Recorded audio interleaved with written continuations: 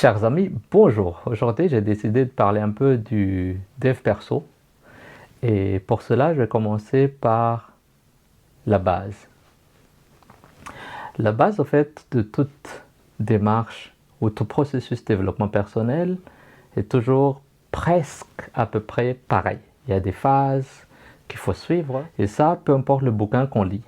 Donc, généralement, il faut toujours commencer par une idée, une pensée, quelque chose qu'on veut faire ou qu'on aimerait faire, qui nous vient en tête. Le développement personnel, en fait, c'est être prêt et travailler pour mieux atteindre ses objectifs. Et quand on parle d'objectif, atteindre un objectif, ça veut dire qu'il faut que l'objectif existe d'abord. Mais c'est ça, l'idée. C'est quoi l'idée? Qu'est-ce qu'on veut faire? Qu'est-ce qu'on veut réaliser? Où est-ce qu'on veut aller? On parle d'objectifs, on parle parfois de vision, on parle de plusieurs choses. Mais c'est un peu la route, le chemin qu'on veut tracer. Et quand on a ça, quand on a cet objectif précis, peu importe, comme je disais, se marier, partir en vacances, mettre en place une entreprise, avoir des promotions dans son travail, être le chef, etc., etc. Le deuxième point qui vient après, c'est-à-dire la première des choses à faire, c'est que ça se joue ici, l'acceptation. Est-ce que vous acceptez que demain, vous allez vraiment gagner 5 000 euros par semaine? Ou que demain, vous pourrez être l'associé principal de votre entreprise? Ou que demain, vous pouvez mettre le pied dans un avion pour partir en vacances au bout de la Terre? L'acceptation est une phase très, très importante. Parce qu'avant toute chose, si votre cerveau, votre mental, votre pensée ne l'accepte pas, bien évidemment, c'est le central. C'est le cœur de notre fonctionnement. Si c'était un ordi, eh bien c'est la carte mère.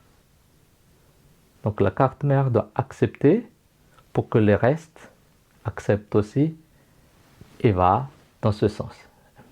Après cette acceptation, la troisième démarche, c'est de faire des recherches, de trouver les moyens possibles, tous les moyens possibles pour y parvenir.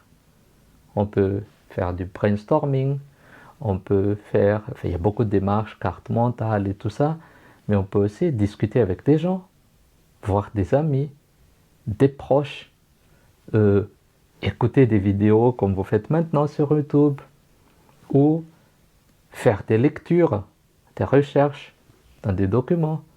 Donc, c'est un peu tout ça. Si votre objectif est de devenir riche, il suffit de taper livre devenir riche, vous aurez une panoplie de, je sais pas, vous avez quelques années pour les lire.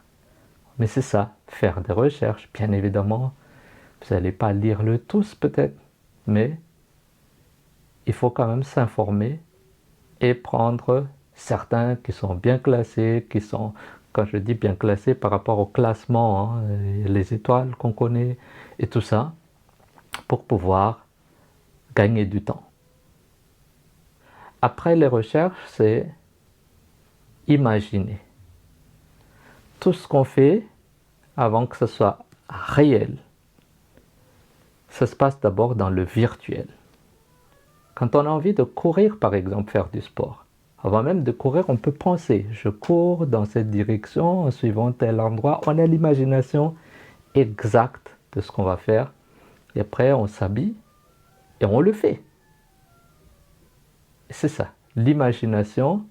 Et cette imagination peut être encore poussée très loin quand on en discute, quand on en débat avec quelqu'un et qu'on a d'autres inputs, d'autres avis, d'autres opinions pour l'enrichir. Enrichissez votre imagination, ça rejoint encore les recherches que vous avez effectuées. Et là, ça donne de plus en plus d'éléments pour aller vers la concrétisation. La concrétisation maintenant, c'est une espèce de planification. J'ai envie de faire du sport. Mon idée, par exemple, ou mon objectif à l'été prochain, c'est de perdre 5 kilos par exemple. Comment je vais faire? On s'informe, on regarde, on lit, on écoute des podcasts par exemple ou des vidéos et après on imagine par rapport à tout ce qui est là, qu'est-ce que je peux faire?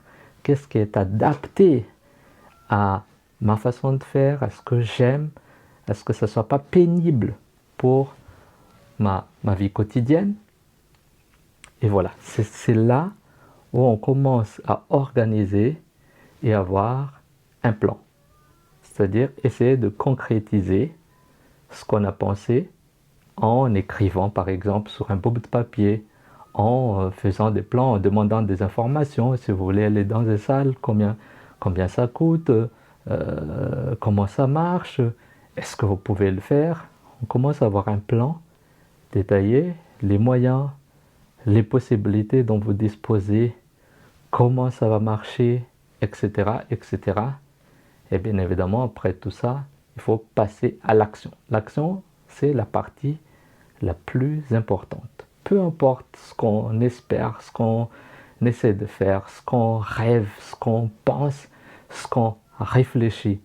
Tout ça, s'il n'y a pas d'action, s'il n'y a pas de concrétisation, si on prend le virtuel, on le traduit en pratique, en réel, ben, rien ne se passe. Donc voilà, je voulais parler de ces quelques éléments très importants, quand même assez concis, mais on va développer dans d'autres vidéos plus tard, élément par élément, en prenant des exemples concrets, des vécus par moi même ou par d'autres gens, peu importe, mais l'idée c'est d'avoir un exemple concret, facile à assimiler pour qu'on puisse tous travailler dessus et se développer personnellement. Voilà, je vous dis à très bientôt. Si la vidéo vous a plu, n'hésitez pas à la partager. Et je vous invite aussi à vous abonner à la page. Et sur ce, ciao, au revoir.